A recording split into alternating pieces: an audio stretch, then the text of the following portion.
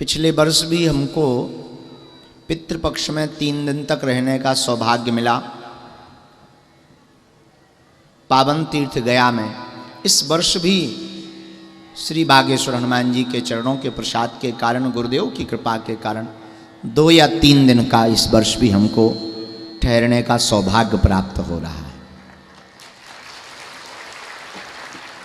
भगवान श्री सीताराम जी की मंगलमयी कृपा, आपके ऊपर पितृजनों की महती कृपा हुई कि आप ऐसे पावन समय में, श्रद्धा के पक्ष में, श्राद्ध पक्ष में आप मोक्ष की नगरी गया में पधारे हुए हैं।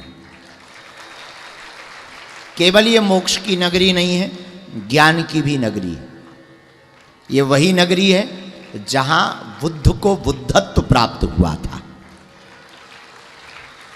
इसीलिए इसका नाम बोधि गया भी है, क्योंकि यहां बोध हुआ। बोध का मतलब हम लोग कई बार करते हैं ना, हमारे गांव में कहावत में, अब आप लोग शायद उसको समझ, हमारे गांव में कई बार बोलते हैं, क्यों तुमने भोजन किया, बोध हो गया, बोध हो गया, हाँ बोध हो गया, आजा आनंद आ गया, बोध मतलब भर गए।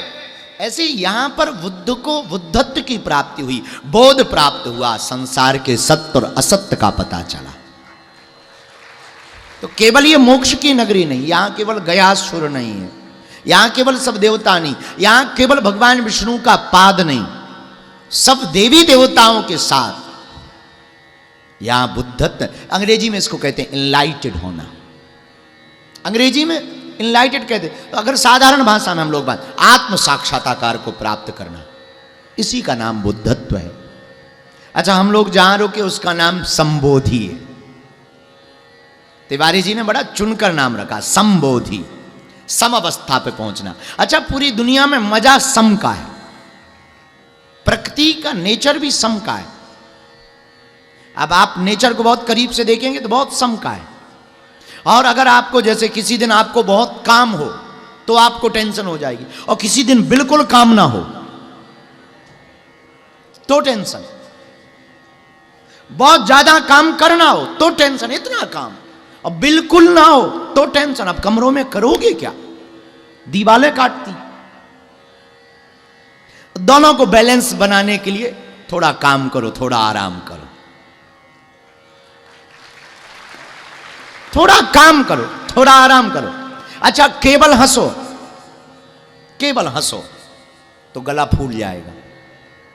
एक आदमी हमको मिला, हमने कहा कि क्या बात है, आज गले में पट्टा सिकाई कर रहे हो? बोले कल तुम्हारे चक्कर में गुरुजी हंसे बहुत।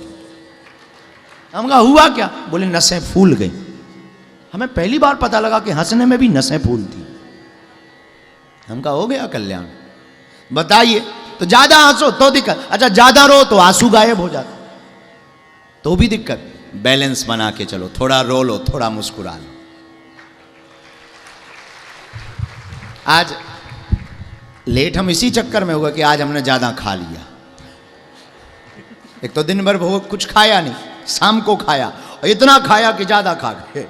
ये दोनों चंगू मंगू आ गए हमारे पास, तो बैठे थे, हमने खूब खा लिया, पड़े थे एकदम भैंसासुर जैसे। ये लोग बोले कि गुरुजी जुकाम हुआ? हमने जुकाम नहीं हुआ, हमने बहुत खा लिया है, अब उठने का मन नहीं कर रहा है। कोई जुकाम नहीं हुआ, हम बहुत अच्छे हैं, बहुत खा लिया। अच्छा, तो हम पड़े पड़े सोच रहे थे ज्यादा खाना भी बेकार, और ना मिले तो बेकार, तो करें क्या? थोड़ा खाओ, थोड़ा भूखे रहो, थोड़ा रो, थोड़ा हंसो, थोड़ा आराम करो, थोड़ा काम करो, थोड़ा सांसारिक भी हो जाओ, पर थोड़े सन्यासी भी हो जाओ,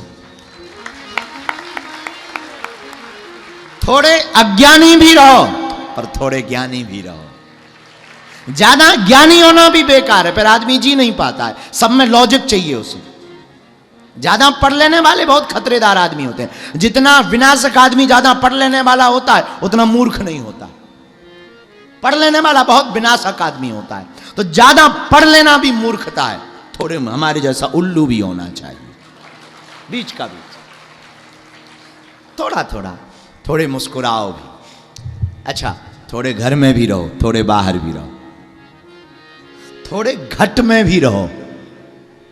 घट मतलब हृदय, अंतर्मुखी, अंग्रेजी का एक शब्द इंट्रोवर्ट, थोड़ा अंतर्मुखी हो जाओ, थोड़े घट में भी रहो, थोड़े बाहर भी रहो, थोड़े बैरागी भी हो, त्यागी भी हो, थोड़ा थोड़ा सब कुछ होना चाहिए। बैलेंस बनाकर चलोगे तो जिंदगी का मजा आएगा।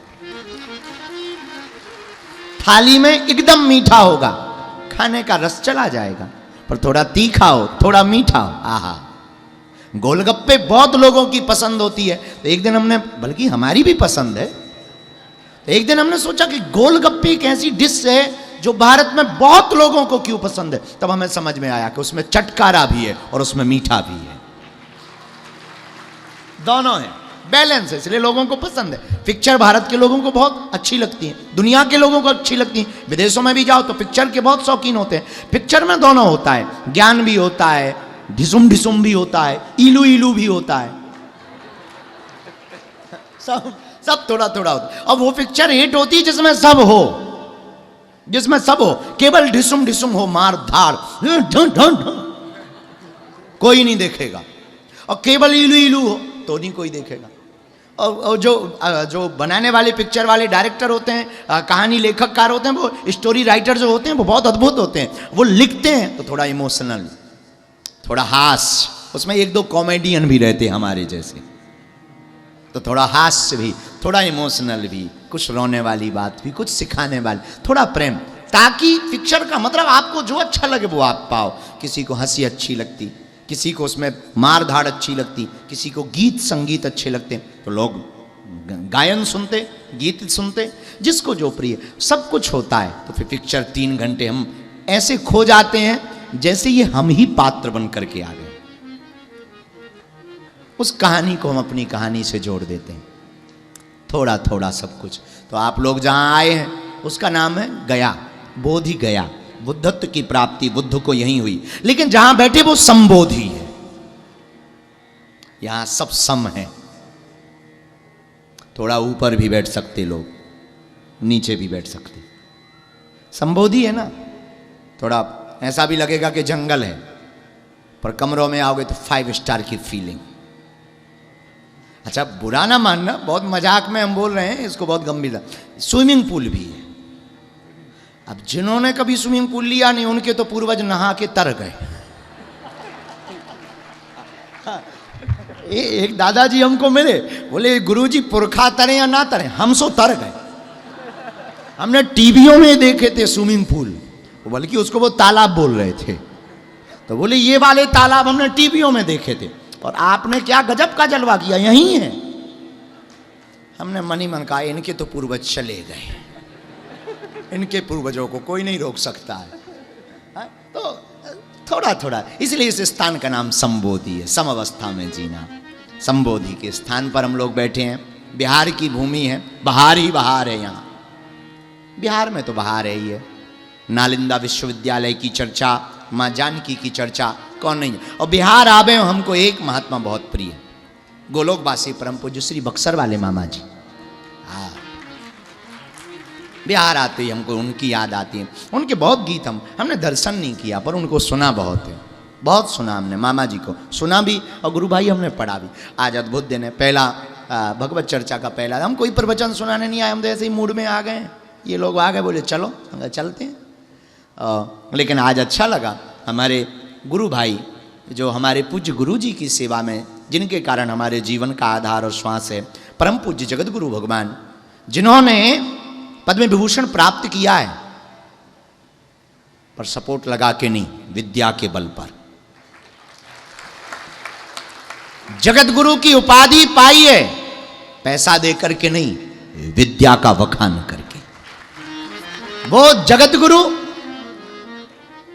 जिनके सामने 4 आंख वाले भी फैल। और कोई तार्किक कहेगा कि 4 आंखें होती हैं तो 2 चश्मा की, 2 खुद की। आप अपने पे मत ले जाना। 4 आंख वाले भी होते हैं, 4 आंख वाले भी होते हैं। हाँ, 2 चश्मा की, 2 खुद की, 4 हुई। अगर कई लोगों को पढ़ नहीं पाते हैं जब तक चश्मा ना लगे, तो हो गई आंख। आदमी तब तक नहीं देख सकता जब तक आंख ना हो। तो 4 आंख वाले भी जिनके सामने फेल हो गए, ऐसे जगत गुरु भगवान जिन्होंने सुप्रीम कोर्ट में खड़े होकर के राम के होने का प्रत्यक्ष प्रमाण दे करके विरोधी दल को भी चकित कर दिया था। ऐसे जगत गुरु भगवान जिन्होंने अनेक ग्रंथों की रचना की, ऐसे जगत गुरु भगवान जिनकी वाणी से वेद तत्व झलकता है, ऐसे जगत गुरु भगवान जिनको देखकर लगता है चलते फिरते वेद व्यास जी या तुलसीदास चले आ रहे हैं। ऐसे परम पूज्य गुरुदेव भगवान की सेवा में बहुत दिनों तक रहे हमारे ज्येष्ठ गुरु भाई परम पूज्य आचार्य। आप कथा व्यास भी हैं, यहाँ कथा भी सुना रहे हैं गया जी में। अब नाम लेने में धृष्टता भी होगी, हमारे ज्येष्ठ भ्राता भी हैं और ज्येष्ठ गुरु भाई भी हैं। पूज्य श्री सांडिल्य जी आज कथा के मध्य में आए, हम उनको भी दंडवत प्रणाम कर रहे हैं। बिहार हम जब भी आते हैं ये चले जाते हैं जिन्होंने टोपी पहनाई।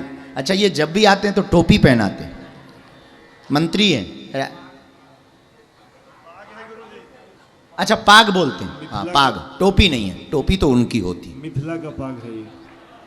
टोपी उनकी होती है, अपनी तो पाग है। हाँ हाँ, पाग है ये, पाग है, टोपी उनकी होती है, ऊ वालों की टोपी होती। ओ, आप यहाँ मंत्री भी हैं पर बहुत